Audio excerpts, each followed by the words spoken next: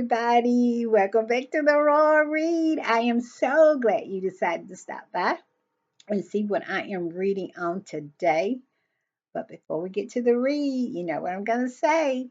Go in your settings. If you haven't subscribed, please subscribe and hit your notification bell so you'll know when I upload, and give me a thumbs up to feed that dastardly algorithm because it is a beast. All right, let's get to the. Well, no, we're not going to get to the read right now because I want to talk to y'all about something. Something I saw on X, and then we'll get to the read. Well, of course, every day I'm on X, throwing hands if I have to, and just looking around, see, put my ear to the internet streets and seeing exactly what might be going on. But one thing that's going on X, formerly known as Twitter, that is a beautiful, beautiful thing. And that is our mute challenge. It turned out really, really good. It ended up when the squatties are quiet, it is no trending for mumbles. She came and she went and nobody noticed. I mean, I hadn't heard anything, um, you know, really about it. I have saw a few articles about it, in passing, but it was just like it always have been. The only people who really made a big deal of it is the people who was there and gave her a standing ovation for showing up. Now, it must be really nice to be able to just show up and people applaud you. You don't have to have any kind of accomplishments or anything like that. Just absolutely show up. And even if she had cancer, it's plenty of people show up for their jobs every day with cancer and they don't get applause. It is a strange thing to me. But that's one thing that was going on Twitter, that it wasn't no trending going on for her.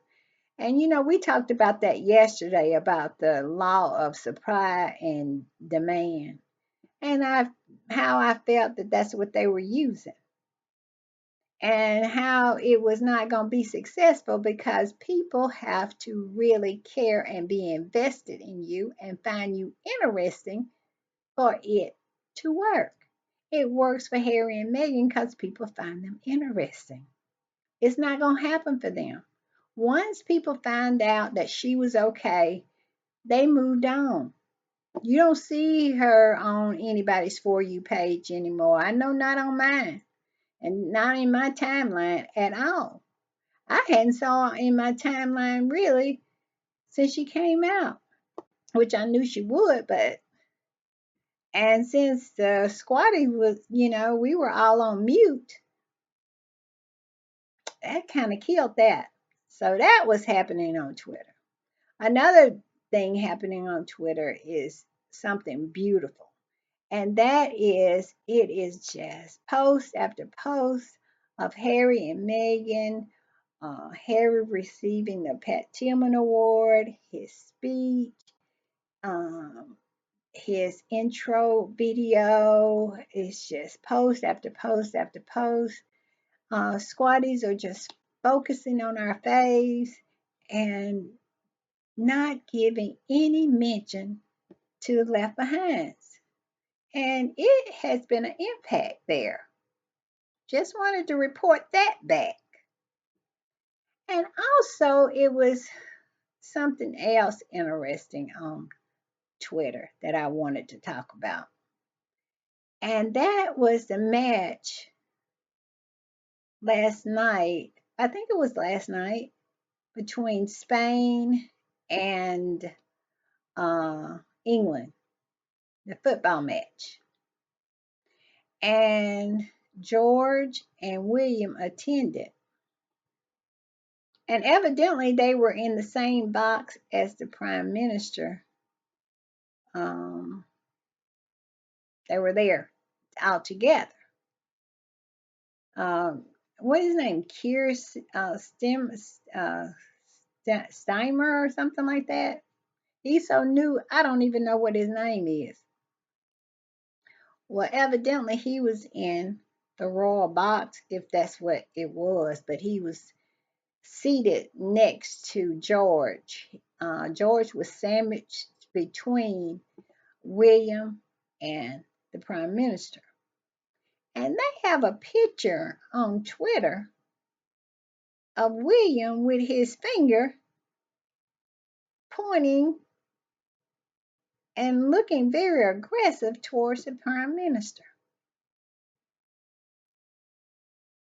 And they also, one squatty put together a montage of pictures where William put his finger in in people's faces, at least the ones that were caught on camera. And it says pointing fingers in faces since 1985. And here is the montage. And we know that bottom one of Kate is a famous one. Because look at her face. He is not saying nothing nice to her. But here's a closer look of that one of Kate. Look at her.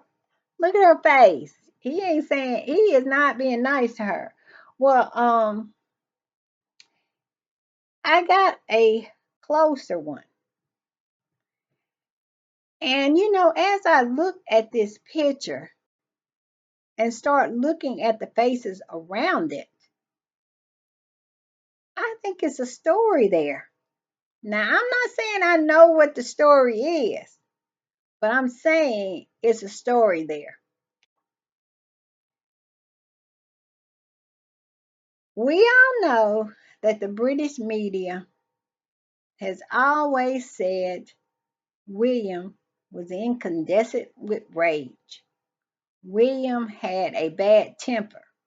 William has a problem controlling his temper. I mean, it's just, it's known that he is a tough character. That's what they would say. And last night we covered how he was supposed to be the stern one and has taken over from Prince Philip being the enforcer. Well, the very same night that we did the royal read on that, he was up there putting his finger in the prime minister's face. And I want you to take a look at all the different faces. And we're going to discuss for a minute. Sorry about the ring light, but do you see William? Do you see he looks aggressive? Look at the man next to the woman is in between, and the man, he is looking right at William. You see that? And George is has a flat effect.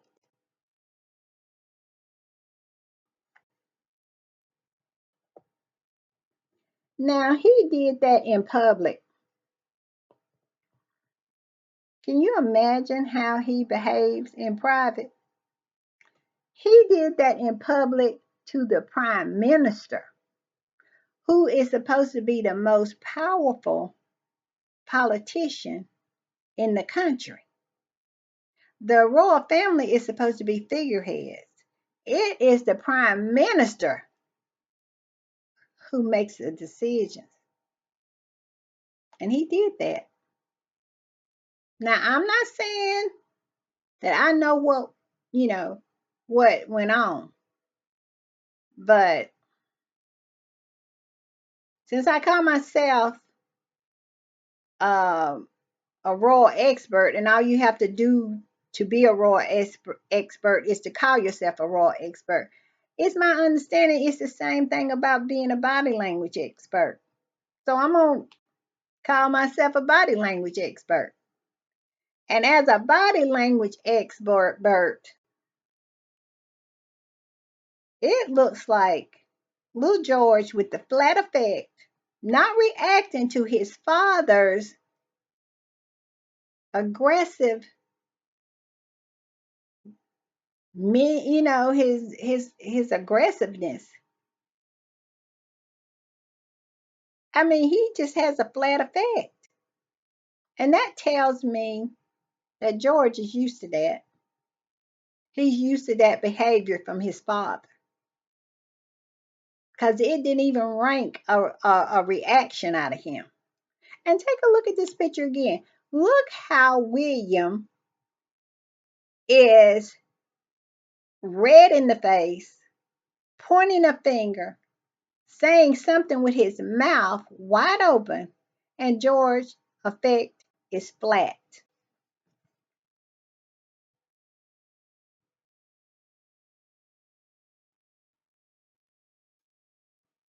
It tells me that child is used to that behavior. Now, I'm just saying that as a body language expert that I just claimed, what, 3 minutes ago? I'm not saying I know what is going on there, but I am saying that something is going on there. Okay?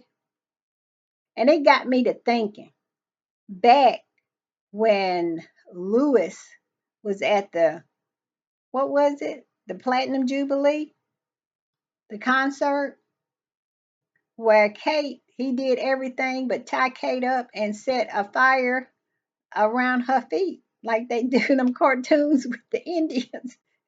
He did all of that, just about. And I know I'm exaggerating a little bit, but he was doing the most. He put his hand over her mouth. He put his finger in her face. He folded up his little arms and showed that he was defiant to whatever she was trying to say to him. He did that. And that tells me that that's learned behavior. Where did he learn it from? I don't think he learned it from Kate. Not with a husband that's incandescent with rage and have a problem with regulating his temper. I think Kate pretty much know how to handle, well, how to be calm, because she was calm in the face of Louis' behavior. She was. So, like I said, when I saw that picture, I don't know what is going on, and we will never probably know what's going on because all they do is cover up for William like a cat covering up crap. I'm telling you, they be the minute his litter box, it hit his litter box, the UK media is out there covering it up. I'm surprised I found this picture. And it's because a squatty snapped it up really quick. Because I bet you they have scrubbed the internet clean of this picture right here. Because, like I say, they cover up for William like a cat covering up crap. And this is something evidently that needs to be covered up. There's something going on in this picture.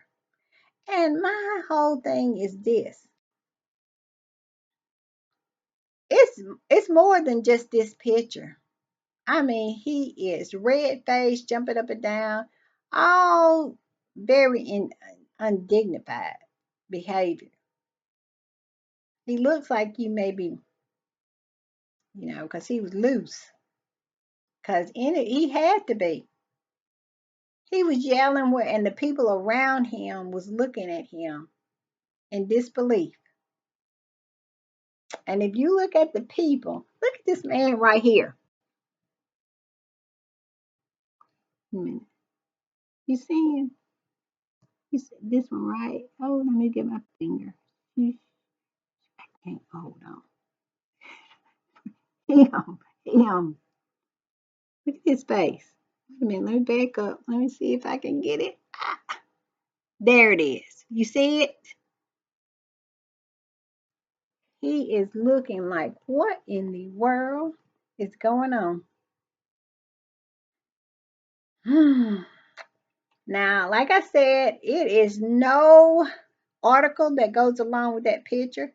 I scooped that picture off of X. I don't ever look for an article that'll explain that picture, but it was just something that I wanted to bring to the table and see what the other squatties thought about it.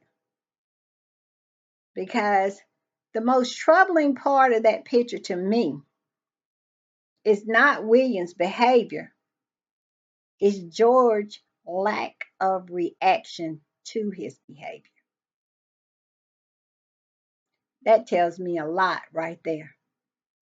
That this behavior that his father is exhibiting is not unusual or abnormal for George. Tell me what y'all think. Just wanted to put it out there. All right, y'all, let's get to the read. Let me find it. Let me find it. I have a lot of stuff on my tablet, and those pictures was a ways away from my read. Let's see. Here we go. Here it is.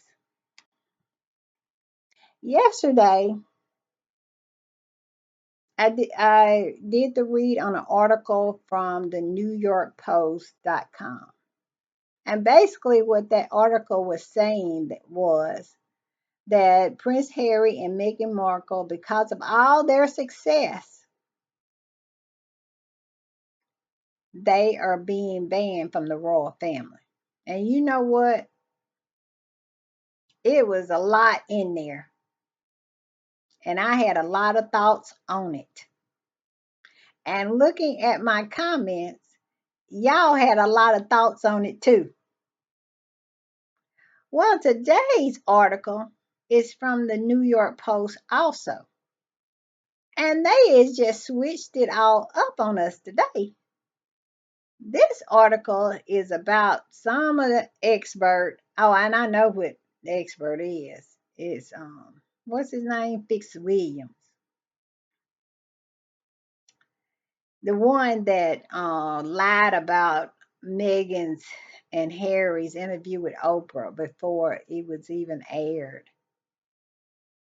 That one that was caught by those YouTubers, caught out on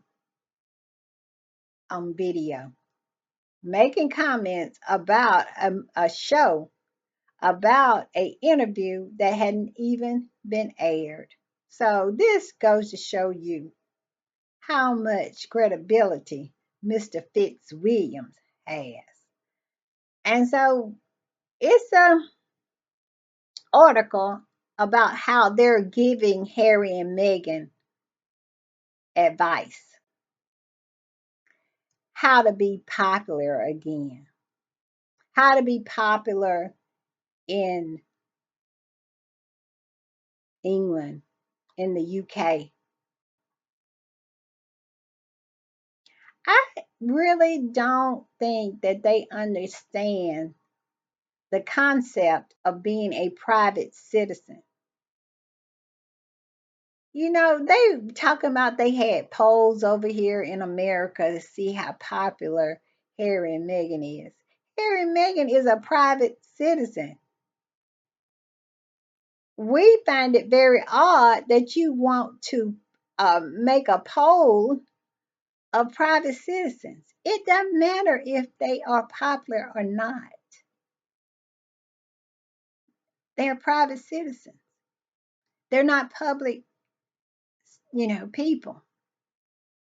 Do they do public things? Yes, but they are not front facing public working roles. They're not.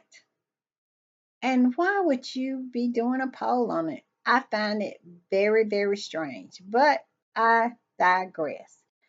The name of this article is Prince Harry and Meghan Markle's Popularity depends on these two things, as A-list support is slim, says expert.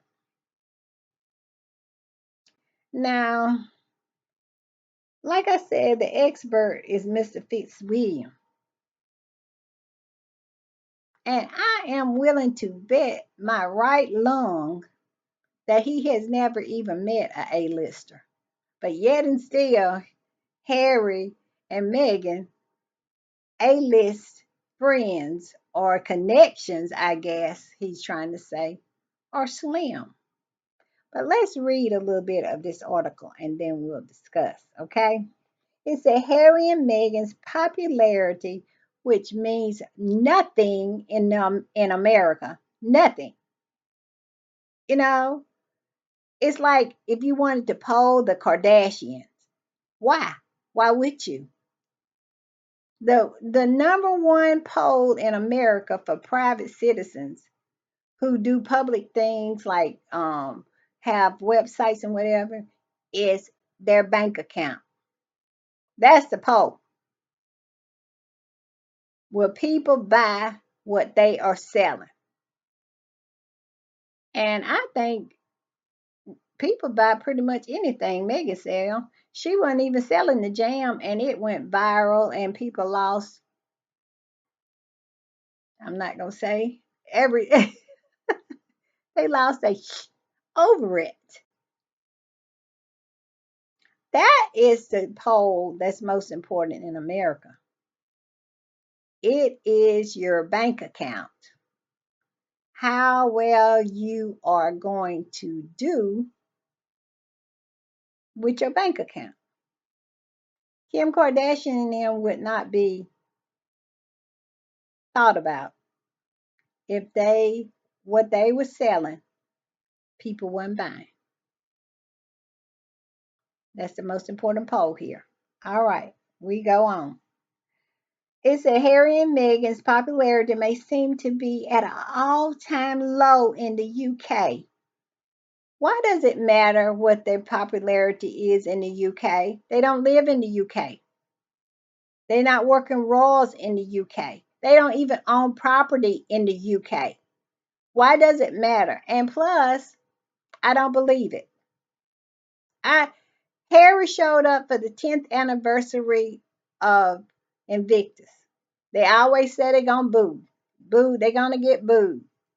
And everywhere Charles and William and the woman that Charles married, because I'm trying to be better about that. Everywhere they go, they get booed. But the conversation is all about if Harry's gonna get booed or Meghan's gonna. She won't come because she won't get booed. She don't want to get booed. Harry showed up for the Invictus Games 10th anniversary at St. Paul's Cathedral, and the people was wrapped around the church, cheering, cheering for Harry. Harry, you could tell Harry had no intentions of doing a walkabout or anything like that, but he was so overcome with how the people had showed up just to get a glimpse of him. When he came out of church, he had to walk around and shake a few people's hands. And I believe he cut it short because he did not want all the chatter that was going to come along with it and all the backlash from his family. Harry holds back a lot to try to keep the peace, and you can see it.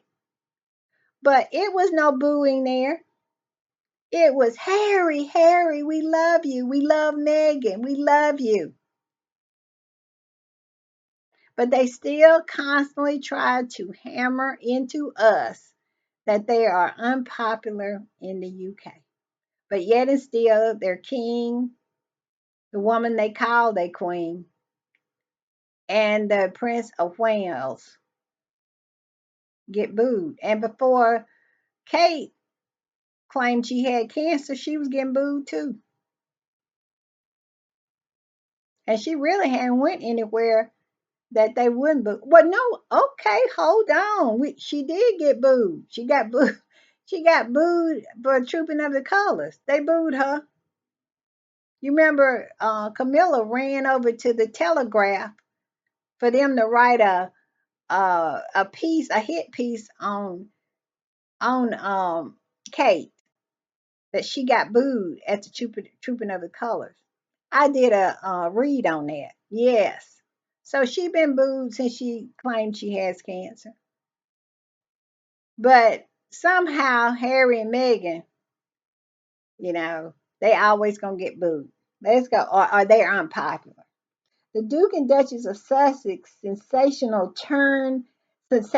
turned their back on the royal family soon after quitting palace life in 2020. They sensationally turned their backs. Well, after they had knifed them in the back so much, I think I would turn my back too, being fed to the wolves piece by piece. But they are trying to change the narrative. Harry and Meghan didn't leave because of how they were treated. Harry and Meghan didn't leave because of all the nastiness and the racism and the undermining of them and the smearing of them. No, that wasn't the reason. They just left so they could have a better life in Hollywood, which is, I guess, Hollywood is Montecito in Santa Barbara, and that is a pretty good ways from Hollywood. But they always want to say Hollywood. We'll go on. Since then, they only returned to Harry's home turf a couple of times. And that was why the Queen was alive. Meghan ain't been over there since they put the Queen in the ground. It's that beautiful picture of Meghan bowing to the Queen's coffin. I often think about that every time they say that Meghan has not returned to the UK. And I say to myself, Meghan not only was bowing the last time to the Queen, Meghan was bowing out of that country. And I think Meghan loved the British people. I have always was sweet to her. It was the British press. Meghan said, and she did that deep curtsy to the Queen's coffin, and Meghan hopped in that car, and Meghan has not been seen since. She came to the airport, and I don't believe Meghan probably even stuck her head outside the door until the plane to Africa was ready on the tarmac with the engine running before she opened the door and got on.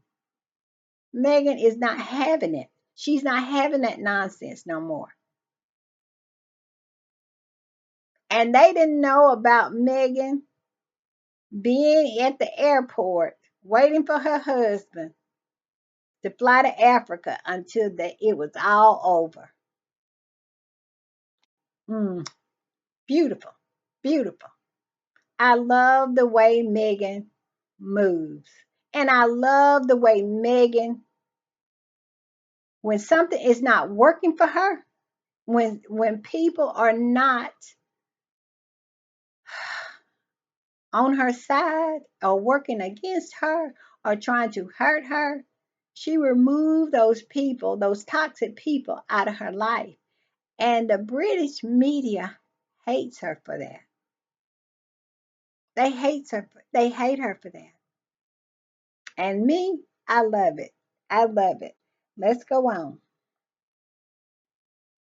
But according to royal expert and commentator Richard Fitzwilliam, the famous one that reported on the Oprah interview without seeing it first and lied and said he had saw it.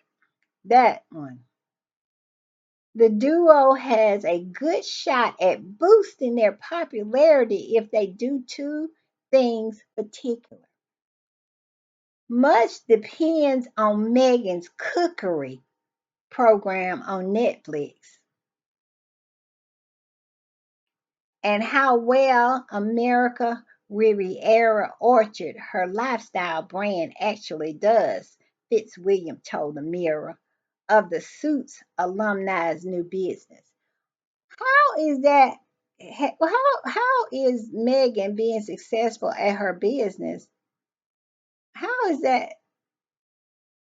What do that have to do with her popularity with the British people? I don't get that. And I know one thing. He's saying that if Meghan is successful with her cookery show and her lifestyle brand, that it will help with the popularity of the people in Great Britain, but it's not gonna help with the popularity of Meghan with the British media because they have wanted Harry and Meghan to fail since they left. They have won. It's two stories that they have been dying to write to the point where they just started lying about it. They want to write the story that Harry and Meghan has failed. They're coming back with the tails between the legs. Well, Harry's coming back. He's leaving Meghan the babies, and he's coming back with his tail between his legs. They want to write that one. And if Meghan is successful, how are they going to write that one? And they also want to write the story about Harry and Meghan divorcing. They made up all that stuff to Nacho two letters, tweeted two letters and shut it all down. And that was BS. Y'all remember that? They had cooked it all up. Harry was living in a hotel. They just made it all up. They had all kind of panels about it, and they were just talking about it. They wanted it so bad. They wanted it so bad that they just made it up and just went with it because they want to have that narrative so bad. So those are the two things. So he is full of it because we all know that they want those two narratives. And if Meghan is successful, one of those narratives is off the table. And if they had a saw how Meghan had her hand on Harry's leg at the Pat Tillman Awards, well, the ESPY Awards, they'll know the other one is off the table too. Let's go on. Meanwhile, it seems most unlikely and oh, this right here. Meanwhile, it seems most unlikely that more awards will come Harry's way anytime soon. That's what that whole smearing of the Pat Tillman Award was about. To stop Harry and Meghan from being awarded. To stop Harry and Meghan from receiving their flowers for their hard earned achievements.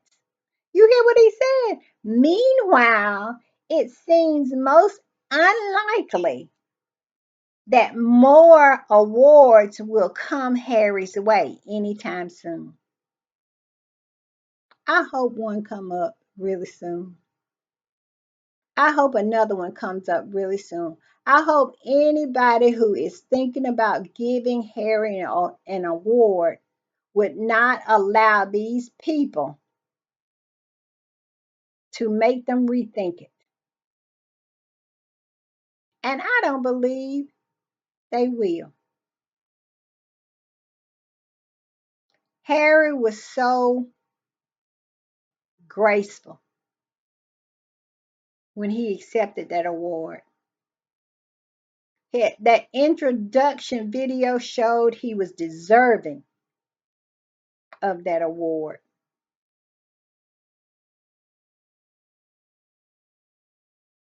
I don't think people who want to give Harry an award will be will be, what word am I looking for? Deterred from giving him anything that he deserves. And my mom used to say, what God has for you, no man can take it away. So they can do all they want to do. But whatever God has in store for Meghan and Harry, they are not going to be able to take it away. But they want to. You can tell it won't be no more awards for Harry anytime soon. We'll see about that. We'll see about that. Still, some couples, famous pals may do more harm than good in the upping their popularity. Still, okay, wait a minute, hold on. And so basically, what he's saying is, I guess the people that Meghan is hanging out with, the A-listers, it might do, if they're up, it might do more harm than good, upping their popularity. I guess they want people to be jealous of the people that Harry and Meghan are friends with. They tried to turn the people of Britain against Harry and Meghan because of their house. Harry and Meghan's house has been talked about and said that it's been from 7 bedrooms to 70 bedrooms. It's been from 7 baths to 700 bathrooms. They talk about it done been from 7 million pounds to 20 some million pounds. Anything that they can plug in there to try to get people to have a negative view of Harry and Meghan. This is who Harry and Meghan is dealing with. And have the nerve to write an article to try to give them advice of how to be popular. And they are doing everything that they can do for them not to be. Every day, every day is some more stupidity coming out of the British media. All right, y'all, that is the read today. I will see you tomorrow. Bye.